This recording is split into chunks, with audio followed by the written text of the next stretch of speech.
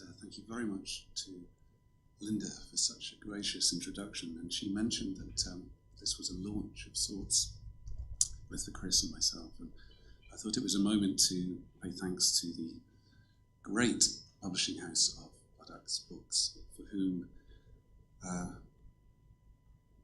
working together, for me at least, has been the most astonishing experience, not only of generosity, but also of trust and understanding and deep, deep patience. 19 years Neil was waiting for the delivery of this typescript, and I could not have had a better experience.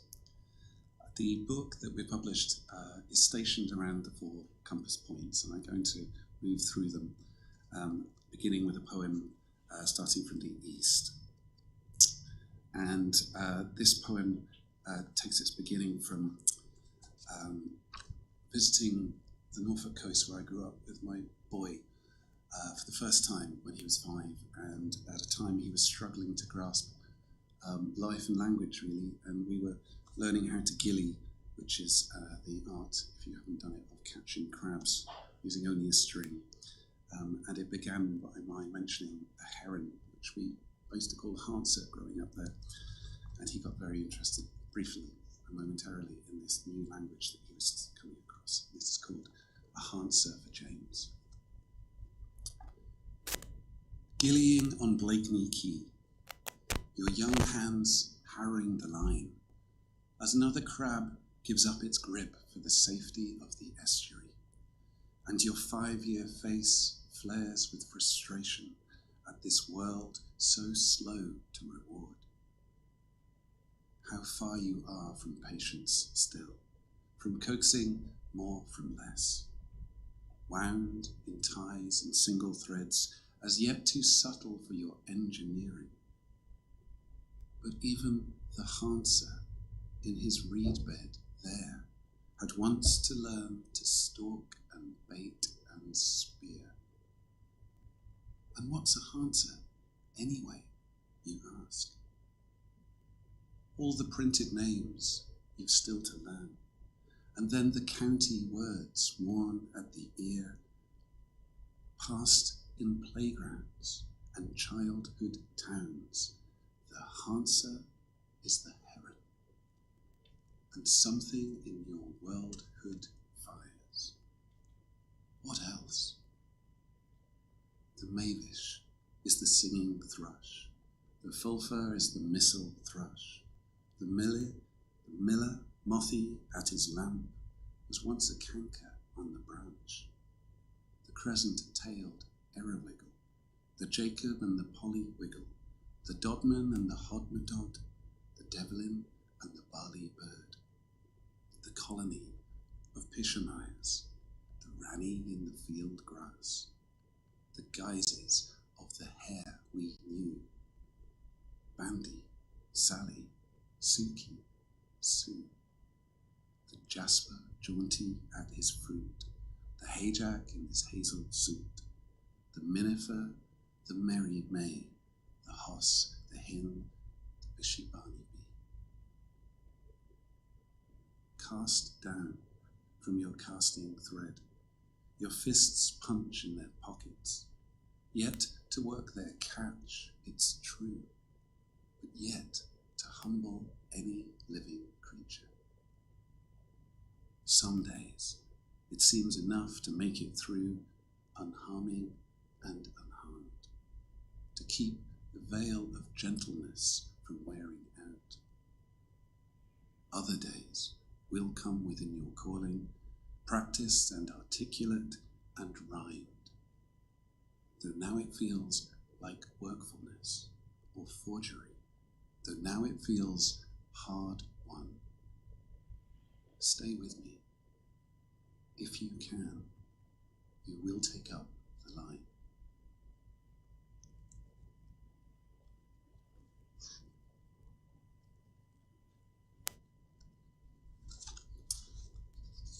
Moving the compass southward, this is my London setting where I live these days, although it has its eyes pointed to north to the Bering Straits and the 2 isles of the Diomedes, as you may know, 2 islands that share history, culture, and many more besides, but these days are owned by the US and by Russia, so they actually exist in two continents, and if that's not enough of a separation in culture, the international date line runs between them. And this is a little reflection on a story from there, the Diomedes. Summers, he would sail for Alaska, working the crabbers as deckhand or galley. Autumns, returning with cold weather stories of clam catchers, fur trappers, and the twin isles of Diomedes, 2 miles and a continent between them. And how, in winter when the straits froze over, the islanders could walk from one to the other, crossing the sheet for family, scrimshaw, soapstone, or to marry, passing the date line that ran through the channel, stepping between days as they went. As far as I know, he doesn't go back. If he did, he'd hear that only the fearless now trek on foot, the pack no longer dependable for walrus, ski plane, or the human step. Even now, there's something to his story I find difficult to fathom. At home, in London, listening to my neighbours' raised voices, or catching the man opposite dressing, I wonder what it is we will do to be neighbourly. How part of us longs for it to matter that much, to be willing to nudge our skin boat into the waves, to be between flow and another, halfway from home, in no safety, unsure if we're headed for tomorrow or yesterday.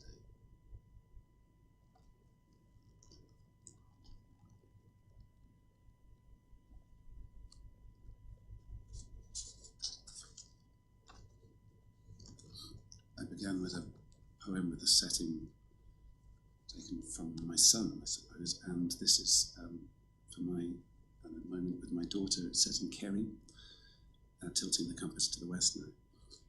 And we were staying up a very, very long lane in the hills and fell behind a cattle drive in the car, and I brought the car up as they got out and walked. And at one moment towards the end of it, they did something that you would never do if you've grown up at all around cattle, and they got too close, and this was the effect. The poem is called A Red Hairband in Iveragh. Climbing the road from Carrisavine, we fell behind a cattle drive, a mile and slow without a pass uphill. Our engine idled, your brother summered on the bonnet, your mother, you gone out on foot, our courtiers behind. But nearing the farm, the collies snapped too smartly at a yearling singled off the rear, and sent it bucking, wild and witless, back up the lane at you. Scream. I screamed for what you couldn't see.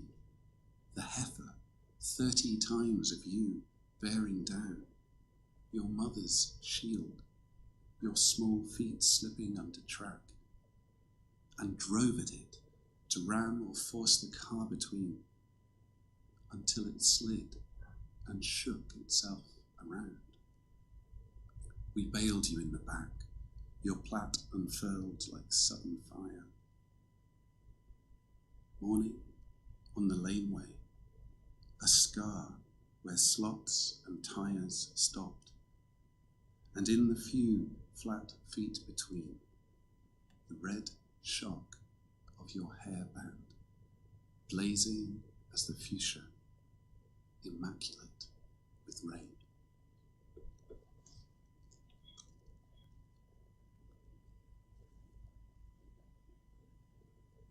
It's a trick watercolor.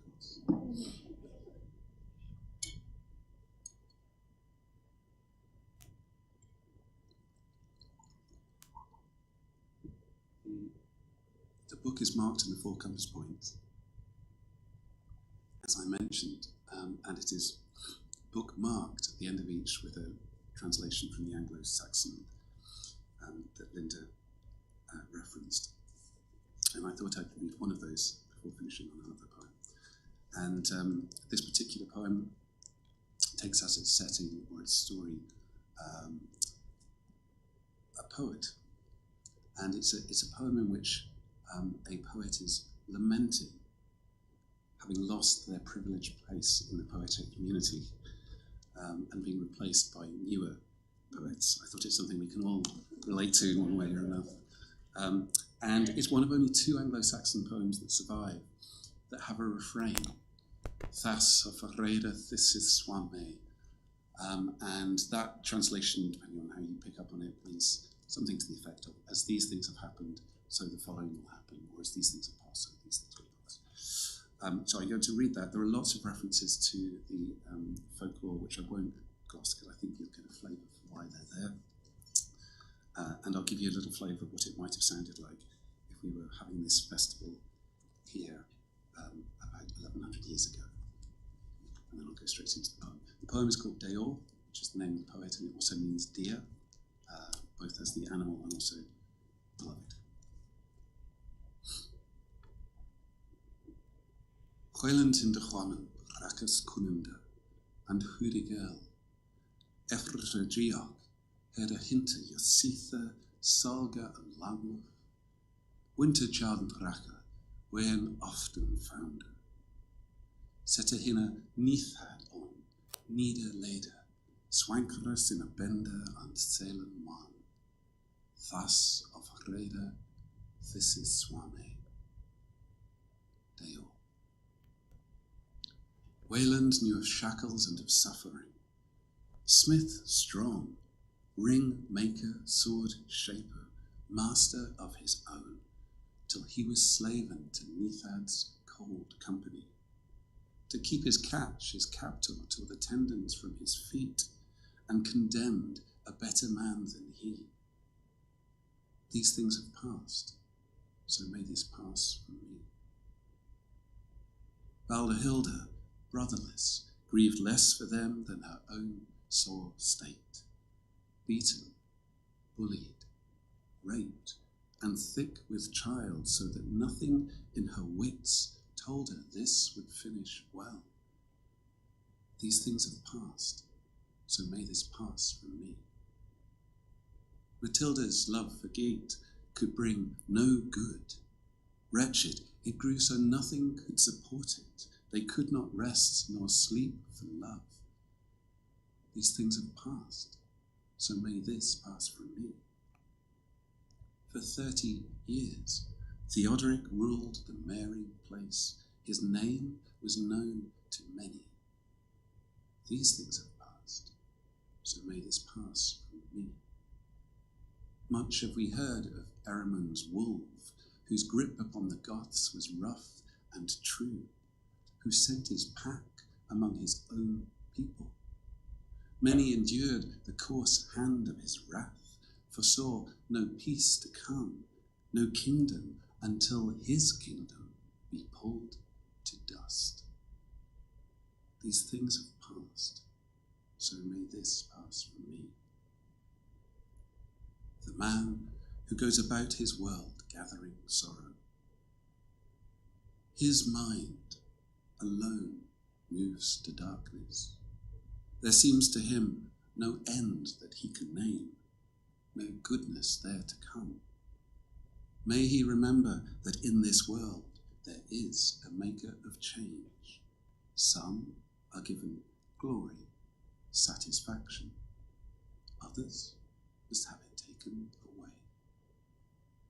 About myself I will say only this, that once I was a poet of the headings, true to my guide, and my name was Deor.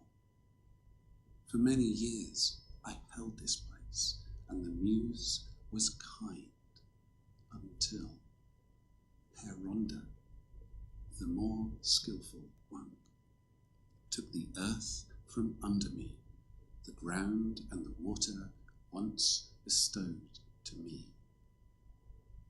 These things have passed, so may this pass from me.